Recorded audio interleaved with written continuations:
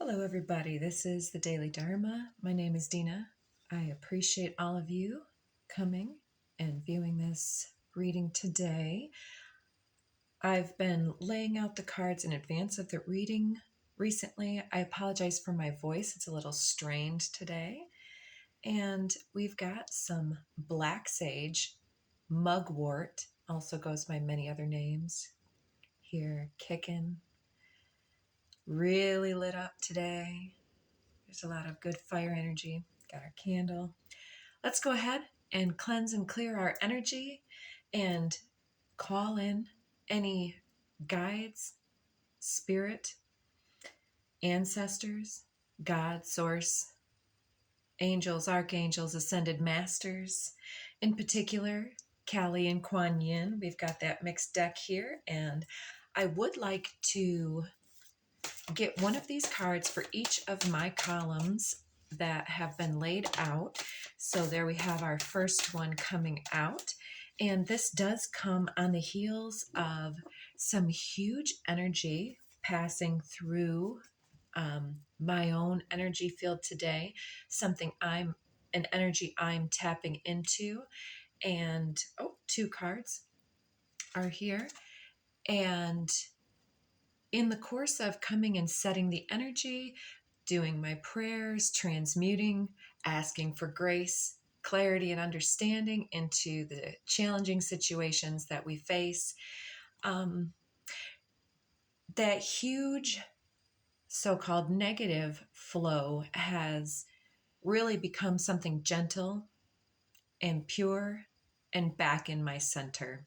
And I hope that you come here and are able to make that shift yourself. I wanted to just start out by saying that rage can be much like fire. It can be very destructive, harmful, hurtful, like a forest fire. It does take some lives of trees and plants and perhaps habitat.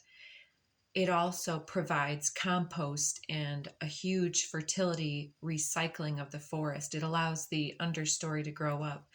So rage can be divine if channeled correctly, especially when we allow ourselves to take a moment to step outside of the overwhelming surge of energy. Perhaps fire energy or even water energy can be as destructive. Think about hurricanes and cyclones and floods, same type of a thing. It can really take things out. Wind can likewise be tornadoes. It can rip roofs off and tear down structures. It can uproot trees that are enormous and well rooted.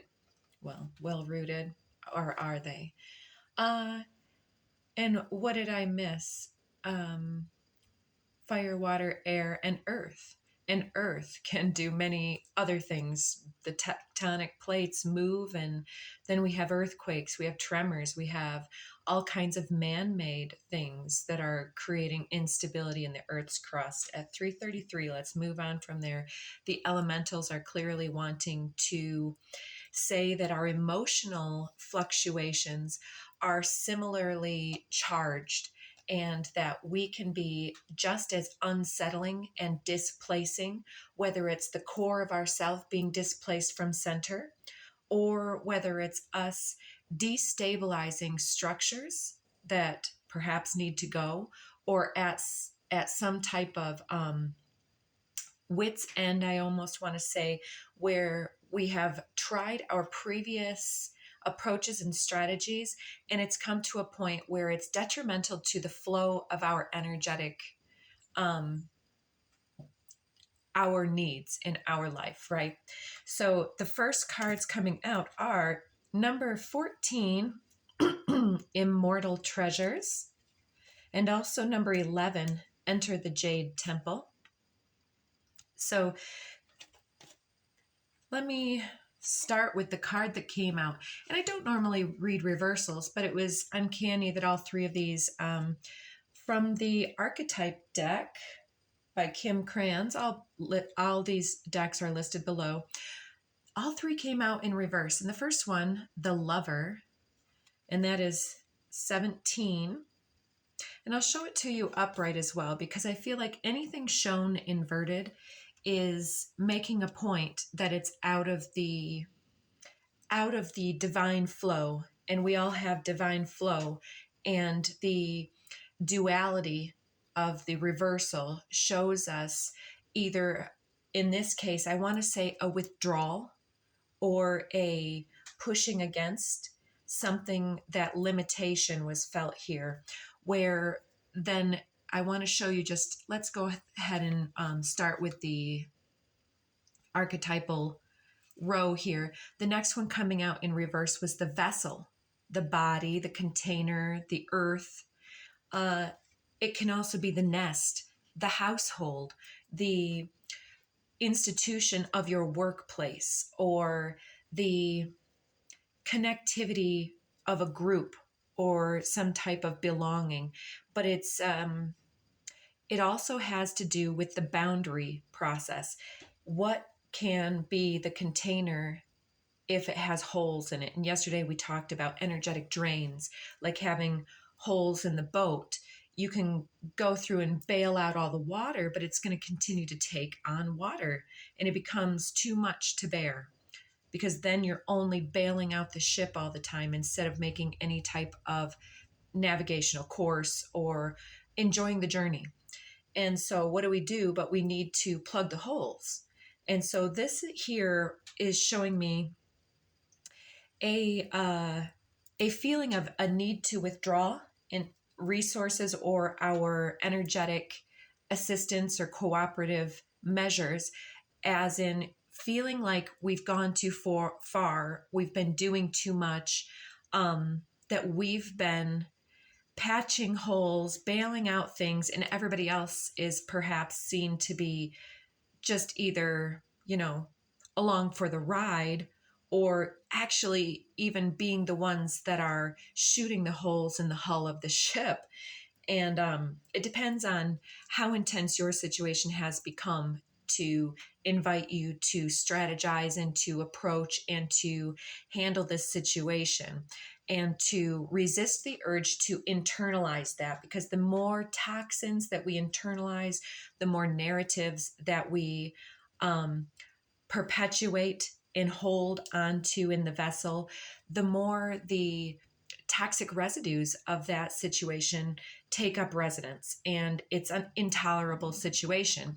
And so creating the boundary, saying, if you guys are going to poke holes in everything, you can't come onto my ship. You're going to have to go poke holes in your own ship and make your own journey. So on the symbolic level, that's kind of where we're doing this. And I'm sensing that it's as many things as are being expressed and spoken and portrayed by, whether it's emotional outbursts or actual speech or nonverbals. This lover is like coming from the heart and going and doing and being that bigger person over the course of a long time. And the vessel is retreating back into itself, withdrawing from a situation, perhaps feeling some sense of disloyalty or betrayal or lack of respect here, and really wanting the situation to show love in return. And in the absence of that, it's like we're at that point where it's being recognized that I'm withdrawing from this. That makes me feel a certain way. It makes me feel like, okay, seeing this lover, this is the essence, this is the divinity of self in all of its glory and beauty and assistance and cooperation, and a channel of love and light. Not to sound cheesy, but then in the withdrawal, there's this darkness. The light is obscure. It's this pinhole. And it's like, well, you can't wear your dirty shoes on the beautiful tapestries of my heart and mind. I'm not going to allow you this situation, whatever, or this narrative any longer that we have been involved in a soul contract, which comes up here on the next row. We've been contracted to this situation, to navigate it, to work it out, not only for self, to have the opportunity to overcome the lower world. Oh, the serpent coming next. And then below that, the beloved. So it's like our ability to be the lover in the actual fullness of the expression that we're here to create is to strategize to not only appreciate that lower world for its showing us the other side, but allowing us to interact with the core of our darkness and to then continue to sing our song in the midst of that and to revitalize self, to set those parameters, to then use our power and our ability to shapeshift. And it's the positive use of the element of shapeshifting and manipulative behavior. It's like, well, if these people aren't going to do their part of the whatever it needs to be, then are we going to continue to cover for that and to enable that? Or are we going to use our power of choice to create opportunities for recognition?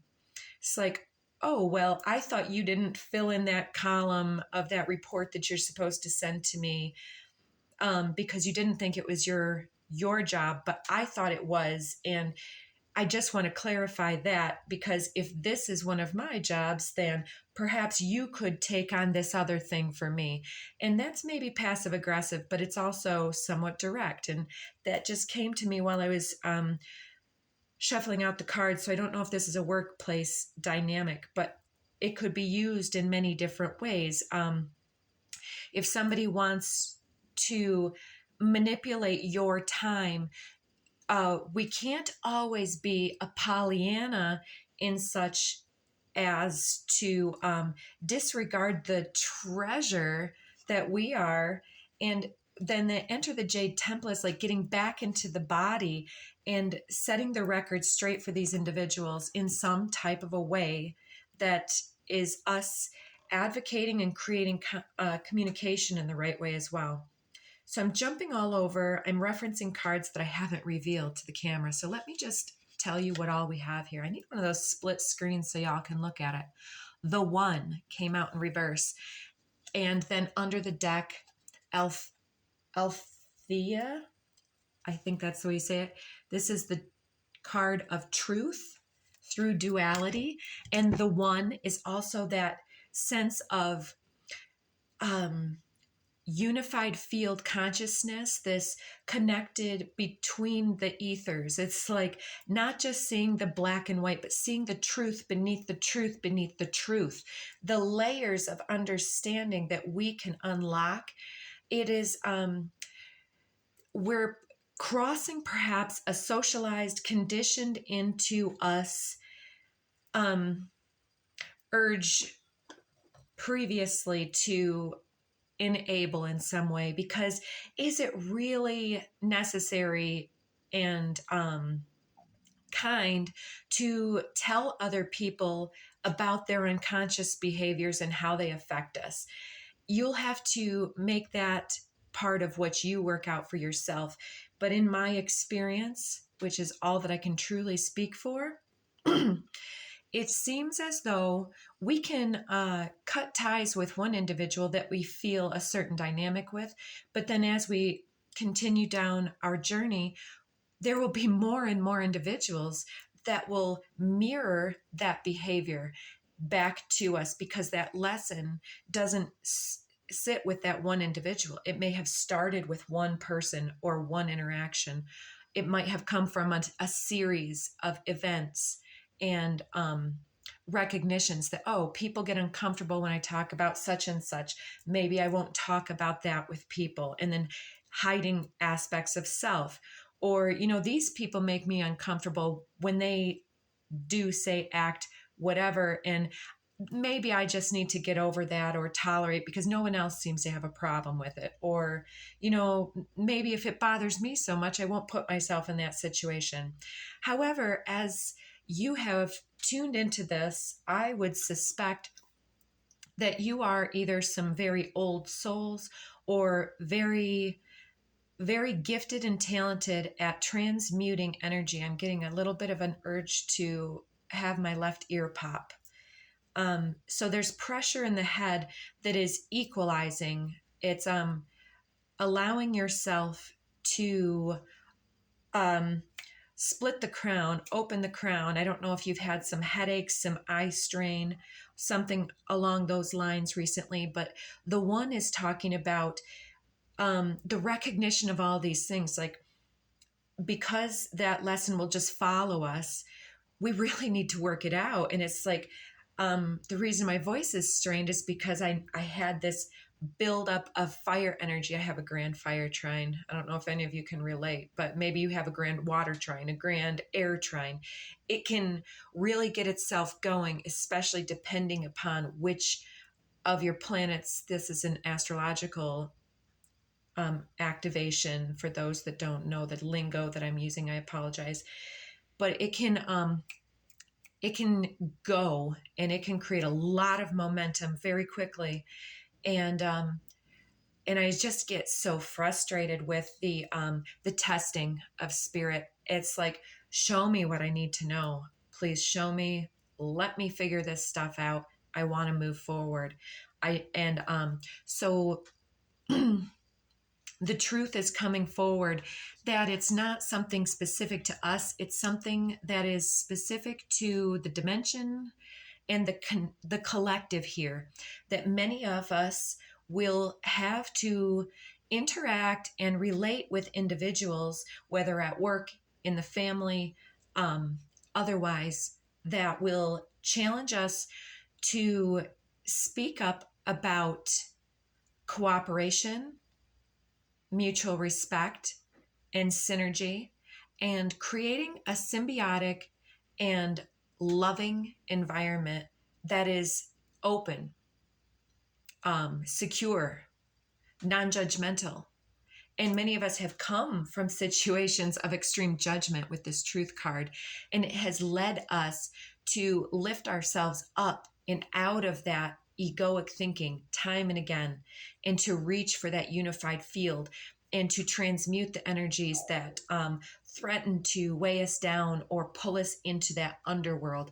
This is an opportunity for us to shape shift in a playful, cuddly manner, in some type of a way, to create a firmer foundation for self, a firmer container that has the potential to hold all of that love without dumping it out from being overspent, overdoing, overcompensating for the lack of initiative on others' behaviors. So the first row here going down, we have covenant, sacred contract. Your contract is as this lover in all contexts, like the divine energy that resides within you that creates that illuminated core is really looking to be met in the world. But I would suggest that many of us are here to model that and to advocate for that, because of feeling of the absence of such in our world, and recognizing very quickly when a situation makes us feel unsafe, because we are so attuned to the sensitivities and the urge to create greater accountability to others is really coming through. With underneath the vessel, we have crown games, the right use of power.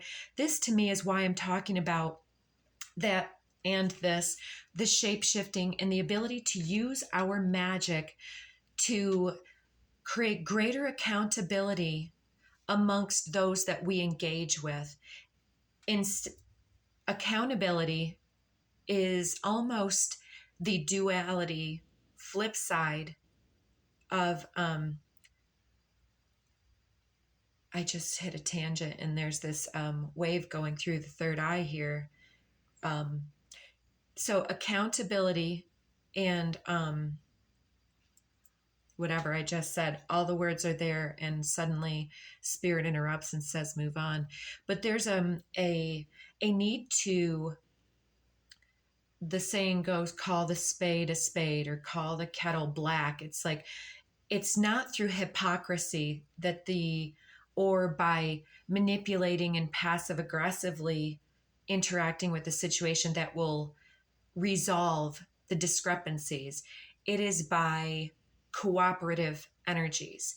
It is by mirroring and reciprocity. So if we mirror these situations back time and again in different contexts, in different realms, then it's for us, it's the opportunity to honor our own sacred immortal treasure and the sacred vessel of self, and to create that accountability somehow. And I think that we each know what's demanded of us within that situation. Under the one, we have 40 mindful group think. It's as though within the context of group, or within the expectation that you will not say anything or do anything, or that you might be rendered helpless or consider yourself without option, others are doing whatever your situation is, because you've always you haven't made that firm declaration in some type of a way, or if it's been firm and rageful, it hasn't been taken seriously. So there's almost this need to withdraw, and that causing some type of feeling of pain within self. But trust the process, that it's not in the withdrawal that the medicine comes, but that is the reflective point of setting your parameter, getting everybody else out of the way so that you can stand fully in within the self. So I showed you caterpillar, right, or the opportunity. And then over here, I do have one deck here. I was going to get into right order, contact, intuition, and prayers. It's like saying your prayers before you approach somebody for a difficult, setting the record straight type of a speech, or an expression of the way that you demand to be treated, and some type of limitation here, and who this lover is, this immortal treasure. If you value me in your life, you will listen very wisely to me right now, right? I'm saying this as in we say this to them, right? Enter the Jade Temple is like, it's almost giving me the view of somebody standing on a soapbox, so to speak, but it doesn't have to be so much. Over here on the other side, I flipped to you needn't worry and do something new, something different. So there's a new approach coming out. Below these, the lovers, immortal treasures, sacred contract. From the code cards, we first had delight, solar plexus, and fertility, and then change and empowerment were on the bottom of the deck, and I was compelled to put them on here. Again, excuse the voice. So it's like we're here to create greater delight by use of our creative force and life force energy. And that is why we cannot allow ourselves to become disenfranchised or lowered in our vibrational energy. We need to invite and demand others to meet us at our higher plane on top of that soapbox, to recognize the full force of our value and how much they value us, because I feel like somebody is subconsciously detracting or suggesting that they are here and you're here, and you know that to be false. It's not that you're above, it's that we're all equals here, and somebody is feeling less than you and feeling like they need to reiterate and put you in your place below them, which sounds very hierarchical and narcissistic. But we all have a little seed of that sickness within us because we've been raised by a narcissistic generation after generation and leadership models that no longer serve the coming times of the Aquarian age. So there's a shift in your own inner creative, powerful ability to continue to sing your song and to continue to beam in the face of someone. But if somebody is going to make overt comments, no smile is appropriate here. That's when it has to come out. It has to come out in the moment. It's like when a dog does something bad, if you cannot scold them in the moment and let them know that that is wrong, then it's almost like if you come back later and they're in a different mindset, they're like, oh, you've returned. You can't now necessarily scold them if they don't understand that that's what the situation is, because they're not in that mindset. You know, it's like, I'm not even going to go there. That's a whole tangent.